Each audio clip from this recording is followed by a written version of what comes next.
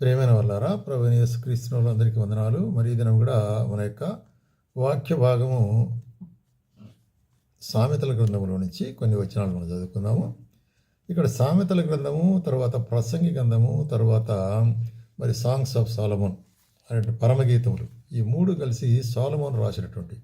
సాలమోను కొన్ని విశేషమైన కార్యాలు మనకు తెలుపుతున్నాడు, శ్రేష్టమైన కార్యాలు, బెటర్ థింగ్స్. ఈరోజు మనం ఆ బెటర్ థింగ్స్ ఏంటి మనం చదువుకుందాం. మొట్టమొదటిగా చూడండి, 15వ అధ్యాయం 16వ వచనంలో, నెమ్మది లేకుండా విస్తార ధనము కలిగి ఉండటం కంటే యెహోవా యందలి భయభక్తి కలిగి ఉండి కొంచెము కలిగి ఉండటం మేలు. కాబట్టి నెమ్మది లేకుండా విస్తారంగా కలిగి ఉండేదానికంటే కొంచెము కలిగి ఉండటం మేలు. దీన్ని మీరు థింక్ చేయాలి. ఇవన్నీ కూడా మనం మెడిటేషన్ విడిచిపెడతాం. నేను ఆ కార్యములన్నీ చెప్తాను, తర్వాత దాన్ని ధ్యానించుకోండి. తర్వాత రెండవదిగా మనం చూస్తున్నాం, అదే 17వ వచనములో, భగవాని ఇంట క్రొవ్విన ఎద్దు మాంసం తినట కంటే ప్రేమ గల చోట ఆకుకూర భుజించుట మేలు. చూసా, ఏది మేలు అనేటువంటి దాని కారణం కూడా చెప్తున్నాడు కదా. చూసినట్టయితే భగవాని ఇంట తినేదానికంటే ప్రేమ గల ఇంట తినటం మేలు, ఎందుకంటే అక్కడ మనకు మరి రుచికరంగా ఉంటుంది. అట్లాగే మరి 16వ అధ్యాయము 19వ వచనంలో ఏమంటున్నాడు ఇక్కడ, గర్విష్ఠులతో దోపుడు సొమ్ము పంచుకున్నట కంటే దీన మనసు కలిగిన దీనులతో పొత్తు చేయటం మేలు. గర్విష్ఠులు, దీన మనసు. గర్విష్ఠుల కంటే దీన మనుషులతో మనం సవాసం చేసేది చాలా ప్రాముఖ్యమైంది, మేలు అంటాడు. ఇట్స్ బెటర్ కదా. అట్లాగే 17వ అధ్యాయం 1వ వచనంలో ఏం చెప్తున్నాడు ఇక్కడ, రుచైన భోజన పదార్థంలో ఉన్నను కలహముతో కూడిన ఇంటి నుండుట కంటే నెమ్మది కలిగి ఒట్టి రొట్టె ముక్క తినటం మేలు. ఎంత గొప్ప కార్యం చెప్తున్నాడు చూడండి కదా, ప్రాక్టికల్ థింగ్స్ ఇన్ని. కాబట్టి మంచి రుచికరమైన భోజనం ఉన్నప్పటికి కూడాను అక్కడ ఎప్పుడు కలహము కొట్లాట్లు ఉండే ఇంటికంటే మరి నెమ్మది కలిగి ఏదో రొట్టె ముక్క తిన్నా కూడా చాలు అనేటువంటి కార్యాన్ని మరి ఇక్కడ మనకు సొలొమోను రాస్తున్నాడు అనమాట. అట్లాగే అదే సామెతల గ్రంథము 27వ అధ్యాయంలో ఏమంటాడంటే, సామెతల గ్రంథము 27వ అధ్యాయము 10వ వచనంలో ఒక మాట చెప్తున్నాడు. 17వ వచనంలో ఏమంటాడు విషయాడితే, రైట్ 27:10 వచనంలో ఏమంటాడంటే, దూరములో ఉన్న సహోదరుని కంటే దగ్గరున్న పొరుగువాడు వాసి. కాబట్టి ఎప్పుడే కానీ మనము జ్ఞాపకం చేసుకోవాల్సింది. ఎందుకని చెప్తున్నాడంటే, నీకు ఆపద కలిగిన దినముందు నీ సహోదరునింటికి వెళ్ళకము. ఎక్కడో దూరంలో నీ సహోదరు ఉంటాడు ఎక్కడో, అయితే నీ పక్కన ఉండేటువంటి నైబర్ అంటే మరి పొరుగువాడు వాడు మరి బెటర్ అన్నమాట. ఎందుకంటే పిలుస్తానే దగ్గరలో వస్తాడు. కాబట్టి ఎప్పుడే కానీ పొరుగువానితో మంచి సత్సంబంధం మనం పెట్టుకొని ఉండవలసిన వారంగా ఉంటున్నాం. కాబట్టి అది బెటర్ అంటున్నాడు. అట్లాగే మనము ప్రసంగి గ్రంథము 4వ అధ్యాయంలో 13వ వచనంలో ఏం చెప్తున్నాడు ఇక్కడ, మూఢత్వము చేత బుద్ధి మాటలకి చెవియగ్గలేని ముసలిరాజు కంటే బీదవాడైన జ్ఞానవంతుడు. కాబట్టి మూఢుడైనటువంటి రాజు, జ్ఞానుడైనట్టు పేదవాడు.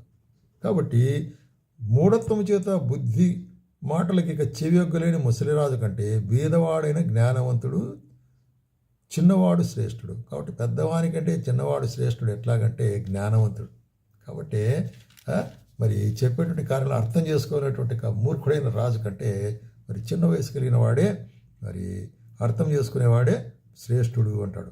అట్లాగే అదే ప్రసంగి గ్రంథం 7వ అధ్యాయంలో, సుగంధ తైలం కంటే మంచి పేరు మేలు. ఇంకొకటి విషయం, సుగంధ తైలం కంటే మంచి పేరు మేలు అనేటువంటి కార్యం మనం చూస్తున్నాం. మంచి పేరు అనేటువంటిది సుగంధ ద్రవ్యం కలిగినప్పటికీ కూడా అది వాసన కొద్దిసేపే. మంచి పేరు అనేటువంటిది అది ఎప్పుడు మనకు మరి వాసన ఇచ్చేదిగా ఉంటున్నది అనేటువంటి కార్యాన్ని మనం జ్ఞాపకం చేసుకోవాల్సి వరుకుంటున్నాం. అట్లాగే రైట్, అందుకే ఇంకొకటి ఏమంటాడంటే ఇక్కడ, ఒకని జన్మదినం కంటే మరణదినం మేలు. విందు జరుగుతున్న దినం ఇంటికి పోవటం కంటే ప్రలాపించున్న ఇంటికి పోవటం మేలు. ఏలైనగా మరణం అందరికీ వచ్చును. కాబట్టి జన్మదినం, హ్యాపీ బర్త్డే అని మనం చేసుకుంటాం కదా, సెలబ్రేట్ చేస్తాం, అది మంచిదే. అయితే మరణదినం ఇంకా మంచిది అంటాడు. ఎందుకు కారణం అంటే, మరి విందు జరుగుతున్న వారి ఇంట్లో అక్కడ చూసినట్టయితే మరి ఒక సంతోషము, వారు ఇతరుల కార్యాలు గమనించరు. అందరూ ఏదో ఈలో ఒక సంతోషంతో ఉంటారు. అయితే మరణదినమున వారి ఇంటికి వెళ్తే మరణం అందరికీ వచ్చును కనుక బ్రతుకువారు దానిని మనస్సును పెట్టుదురు. కాబట్టి మనము మన యొక్క స్థితి కూడా ఇట్లనే అనేటువంటి కార్యాన్ని వాళ్ళు మనసును పెట్టుకుంటారు అన్నమాట. కాబట్టి అది ప్రాముఖ్యమైనటువంటి కార్యంగా మనం చూస్తున్నాం. అట్లాగే మూడవ వచనములో ఏమంటారు అక్కడ, నవ్వుట కంటే దుఃఖపోవటం మేలు. నవ్వు 4 అందాల చీట అంటారు కొన్నిసార్లు తెలుగులో చెప్పినట్లయితే కదా. మరి దుఃఖపడుట మేలు. కాబట్టి ఏలైనగా ఖిన్న ముఖము హృదయమును గుణపరచును. కాబట్టి దుఃఖపడుట అంటే ఏడవటం అని కాదు ఇక్కడ చెప్పేది. మన యొక్క కార్యముల విషయమై, మన యొక్క తప్పిదాల విషయమై మనం దుఃఖపడుట, పశ్చాత్తాపడుట అనేటువంటిది చాలా ముఖ్యమైన మాట. కాబట్టి లోపల మనసులో దుఃఖం పెట్టుకొని పైగా నవ్వినట్లు కనిపించే దానికంటే మరి దుఃఖపడటం మేలు. అప్పుడు దుఃఖములో కార్యములన్నీ కూడా మరి బయటకు వచ్చి ఏమవుతుంట, ముఖము హృదయమును గుణపరచునంటాడు. అట్లాగే 8వ వచనం 7వ అధ్యాయం 8వ వచనంలో ఏమంటాడు ఇక్కడ, కార్యారంభము కంటే కార్యాంతరం మేలు. కార్యారంభము కంటే కార్యాంతం మేలు కదా. కార్యారంభము ఒకవేళ కష్టంగా కనిపిస్తుంది. అన్ని కష్టాలు ముగించుకొని కార్యమంతా ముగించుకొని తర్వాత ఏమవుతుంది, ఇప్పుడు సంతోషము కదా.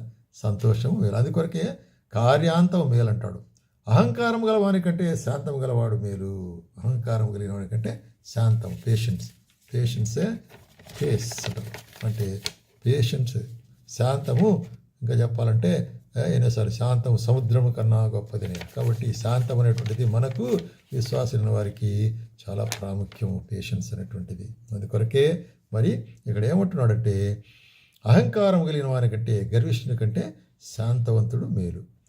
అట్లాగే 9వ వచనంలో మనం చూస్తుంటాం ఇక్కడ, ఆత్రపడి కోపపడవద్దు, బుద్ధిహీనులు అంతరింద్రియమును కోపం సుఖ నివాసం చేయను అని చెప్తూ 9వ అధ్యాయం 16వ వచనంలో 9వ అధ్యాయం 16వ వచనంలో ఏమంటున్నాడు ఇక్కడ మనం చూస్తుంటాము. కాగా బలము గలవాని కంటే జ్ఞానము శ్రేష్టమే. బలము కంటే జ్ఞానము శ్రేష్టము. అయితే బీదవాని జ్ఞానం తృణీకరించబడుతుంది కొన్నిసార్లు. బలము కాని వాటి కంటే జ్ఞానము శ్రేష్టము అనేటువంటి కార్యాన్ని మనం చూస్తున్నాం. అట్లాగే ప్రేమ ద్రాక్షారసం కన్నా మధురం అంటాడు. నీ ప్రేమ ద్రాక్షారసం కంటే మధురము అనేటువంటి కార్యం. కాబట్టి ఇవన్నీ కూడా శ్రేష్టమైన కార్యాలు సొలొమోను తన యొక్క 3 పత్రికల్లో రాసినాడు. దాన్ని మనం ఒక్కొక్కటి ధ్యానించుకుంటే మంచిది. కాబట్టి ఆ విధంగా వీటిని అనుసరించి జ్ఞానం పొందిన వారమే మనం ముందుకు సాగవలసిన వారు ఉంటున్నాం.